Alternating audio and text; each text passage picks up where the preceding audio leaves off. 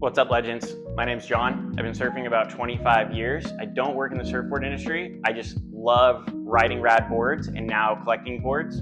Ride as many boards as possible and switch them out. But let's walk through my 3-board quiver that I'm taking to Puerto Escondido next week. I've never been to Puerto and I don't get to order 6 to 8 boards for specific trips. So let's walk through why I'm bringing these 3 boards and what they are. Starting off with the $100 Channel Islands M4 from 2005 Facebook Marketplace score. This is actually a very impressive board from a shaping perspective. There's a lot going on with these boards. They don't get enough credit from a shaping perspective, having single concave that starts 8 inches from the nose, foil all the way through the fins, really refined pinched rails, and very mellow deck concave and really foiled nose. Overall, from a shaping perspective, this is like someone building a Ferrari. Probably really hard for 99% of shapers to hand shape a board like this. The unfortunate thing is most people in average waves, average surfers in average waves, should never be riding these boards. I've been riding it around town in average waves, and it's a grind. You see little glimpses of magic, but it's really built for really good waves. This model was actually considered a groveler in 2005. This was a 2004, 2005 groveler. Like Dane Reynolds rode one of these at the US Open, for example.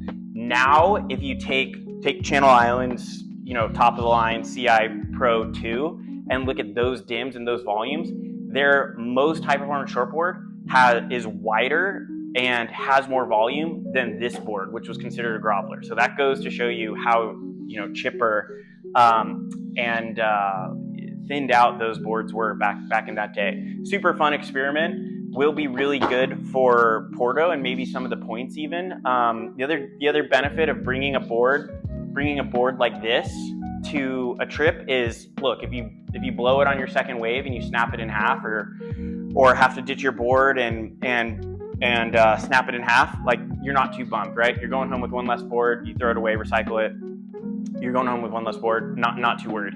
You ordered a Quiver from your favorite global shaper, $800-900 a board, and you snap it on your second wave, you're probably not feeling too great. Not bragging to your friends about that one. So anyways, that'll be the last demo of this, and then maybe this one hits the racks, maybe this one stays in the Quiver, but really want to try that early 2000s Rob inspiration, Andy, Joel Parkinson, like that's the stuff that I grew up on in a lot of ways. So excited. Let's move on. When you're going on a surf trip and you're going to a new place, you want to have a board that is glued to your feet, everything about, and it's second nature to ride. That's this board.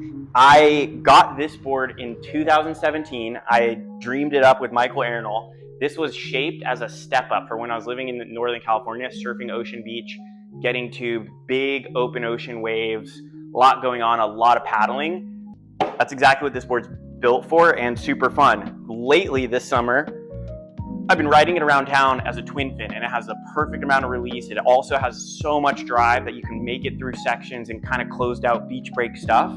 So without a doubt, I wasn't even considering, as soon as I got looped into this trip, 100% knew I'm going to bring this board.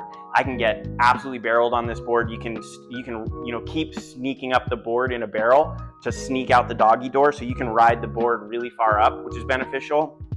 And the thing also shreds top to bottom. So I'll be bringing a quad set and a keel set for this board. But yeah, so this is a 6'8", 2 3/4, 20 1/4 step-up fish. Been in the Quiver, will always be in the Quiver. Absolutely love this board. Lastly, the board I've ridden once, I've wanted for a long time, and I've made a video about this, is the 7.0 Black Beauty. It's kind of an anomaly because Tom Curran never rode any 7.0 Black Beauties. Those would start to, like, you see this famous backdoor cut back. That was like a 7.6 Maurice Cole board, I believe. Classic legendary board with V nose to tail, so kind of somewhat similar bottom to this with nose to tail V. But he was riding smaller boards, 6'1", 6'3", 6'6s, like the Bells era.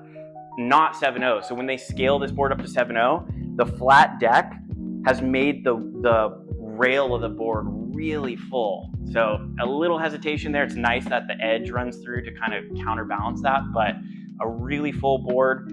I rode this once. You want to wax up a board and at least get the feeling before you go on a surf trip, especially a surf trip to waves of consequence. So you want to know what those boards feel like. I rode this 2 nights ago in 4-foot surf. Just kind of feels like a big shortboard, right? Not super tracky. Didn't feel like I was riding a gun. Just kind of felt like I was riding a really big shortboard.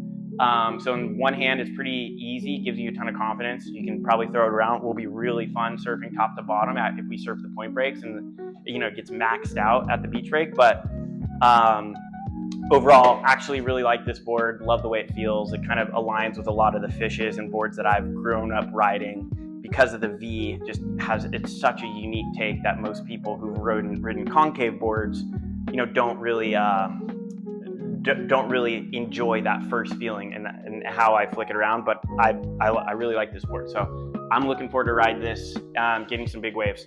Lastly, kind of mentioned, I'll highlight some of the key things I'm bringing, like what fin sets I'm bringing. This one I'm going to ride keels and quads.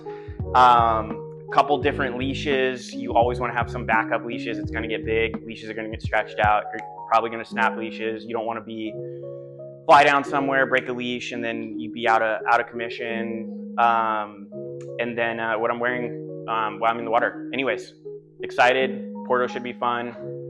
Respect to the people. Let us sneak in and get some of the small ones. But thank you guys. Later.